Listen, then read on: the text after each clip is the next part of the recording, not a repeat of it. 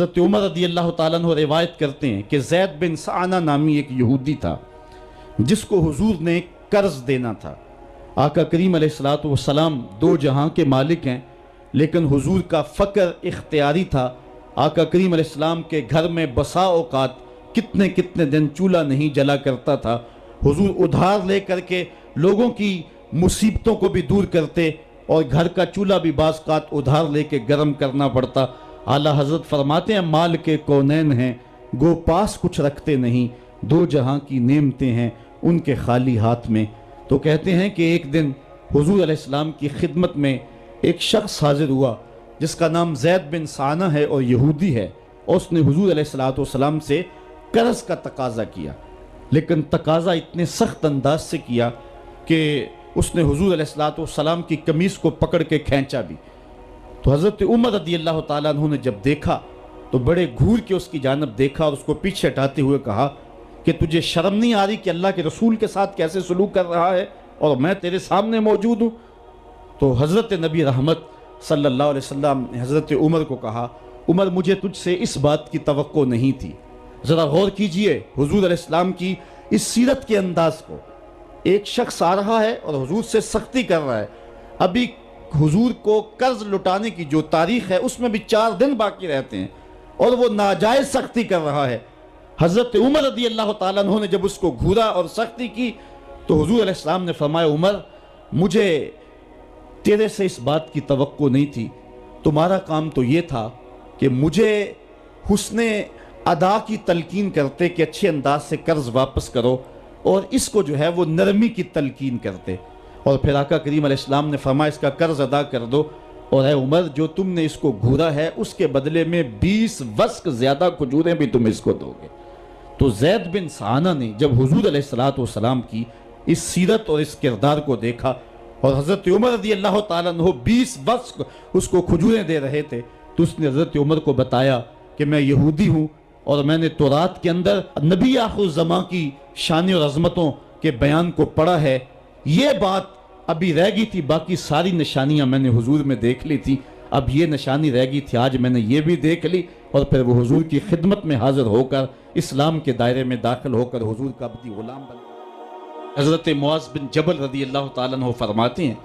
کہ ایک دن حضور گلی سے گزر رہے تھے اور میں ایک جانور کی کھال اتار رہا تھا،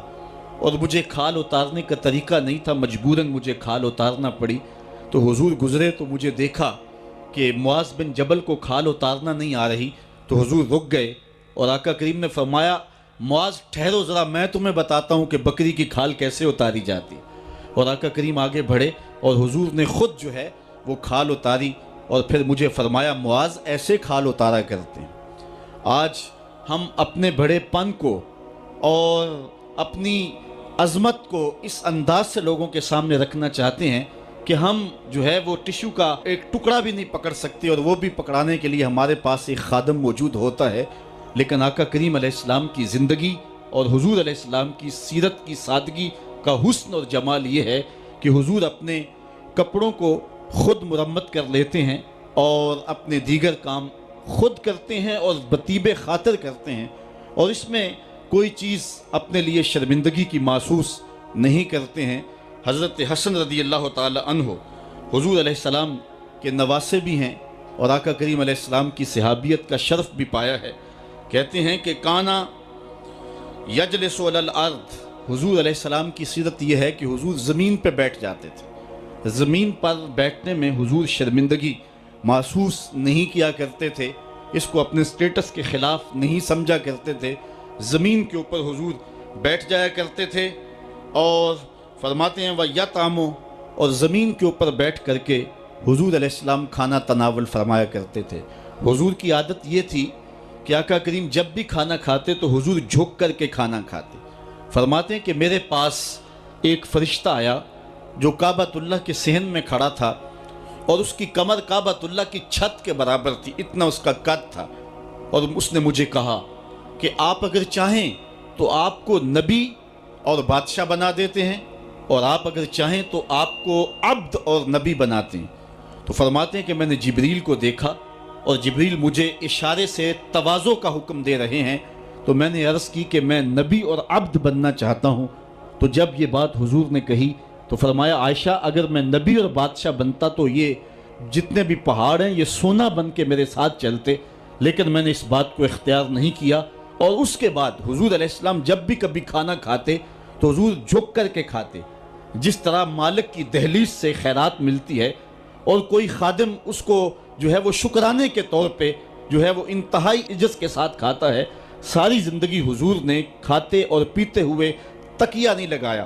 ہاتھ میں پلیٹ پکڑ کے اکڑ کے یا ٹہل کر کے یا جو ہے وہ بالکل سیدھے ہو کے نہیں، تھوڑا سا جھک کر کے بغیر تکیے کے حضور علیہ السلام کھانا کھانا پسند فرمایا کرتے تھے، اور فرماتے میں اس طرح کھاتا ہوں جس طرح بندے کھاتے ہیں، اور میں اس طرح بیٹھتا ہوں جس طرح اس کے عبد اور اس کے بندے بیٹھتے ہیں۔ یہ حضور علیہ السلام کا طریقہ ہے۔ ایک دن آقا کریم علیہ السلام ایک چٹان کے اوپر بیٹھے تھے اور حضور علیہ السلام قدید کھا رہے تھے۔ یہ خشک گوشت جو کر کے اس کو بعد میں جب پکایا جاتا ہے تو اس کو قدید کہتے ہیں، یا سرید تھی، حضور کھا رہے تھے۔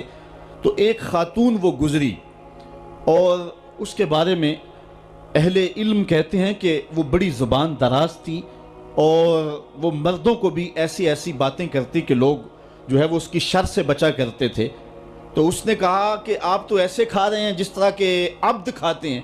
تو حضور علیہ السلام نے فرمایا اگر میں عبد نہیں ہوں تو کون عبد ہے؟ فرمایا میں سب سے بڑا عبد ہوں۔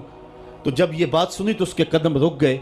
اور اس نے حضور علیہ السلام کی خدمت میں عرض کی کہ حضور آپ پھر اکیلے ہی کھا رہے ہیں، مجھے بھی کھلائیں۔ تو حضور نے ایک لقمہ اٹھایا، فرمایا لو تم بھی کھا لو۔ تو اس نے کہا یہ نہیں، بلکہ جو آپ کے منہ میں ہے میں وہ کھانا چاہتی ہوں۔ تو حضور علیہ السلام نے اپنے منہ کا نوالا نکال کر کے اس کے منہ میں ڈال دیا۔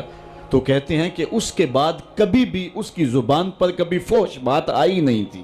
حضور کے جوٹے کی وہ برکت تھی اور اس کا وہ فیضان تھا کہ اس کے اندر ایسی روشنی ہو گئی۔ پہلے وہ سخت لعان تھی، گالیاں دینے والی تھی اور فحش گفتگو کرنے والی تھی، لیکن حضور علیہ السلام کے جوٹے کی برکت سے اللہ تعالیٰ جل شانہ نے اس کی زبان کو حسن بھی دے دیا اور جمال بھی عطا فرما دیا۔ تو حضور علیہ السلام کی عادت تھی کہ آقا کریم زمین پہ بیٹھ کے کھاتے، جھک کے کھاتے، فرماتے میں ایسے کھاتا ہوں جس طرح عبد کھاتے ہیں۔ وَيَلْبَسُ الْغَلِيظ، اور آقا کریم علیہ السلام موٹے کپڑے پہنتے تھے۔ باریک ترین کپڑے پہننے سے حضور نے گریز کیا ہے، اور یہ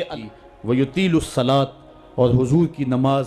لمبی ہوا کرتی تھی۔ وَيُقَصِّرُ الْخُطْبَةَ، اور خطبہ حضور مختصر فرمایا کرتے تھے۔ وَلَا يَانِفُ أَن يَمْشِيَ مَعَ الْأَرْمَلَةِ وَالْمِسْكِينِ فَيَقْضِي لَهُ الْحَاجَةَ، اور حضور علیہ السلام اس بات میں کوئی شرمندگی محسوس نہیں کیا کرتے تھے کسی مسکین، کسی لاچار،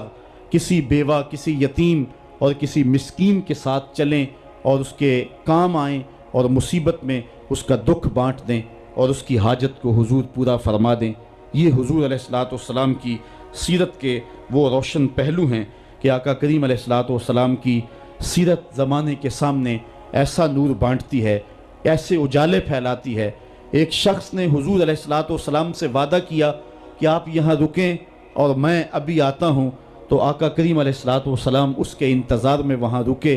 3 دن گزر گئے اور وہ نہ آیا، چونکہ حضور وعدہ کر چکے تھے کہ میں تیرے آنے تک یہاں رہوں گا۔ تیسرے دن اس کو جا کے یاد آیا تو وہ واپس پلٹا، تو آقا کریم نے جواب میں صرف اتنی بات کہی، آپ نے فرمایا یا فتیٰ قد شککت علیہ، اے نوجوان تو نے تو مجھ کو مشقت میں ڈال دیا۔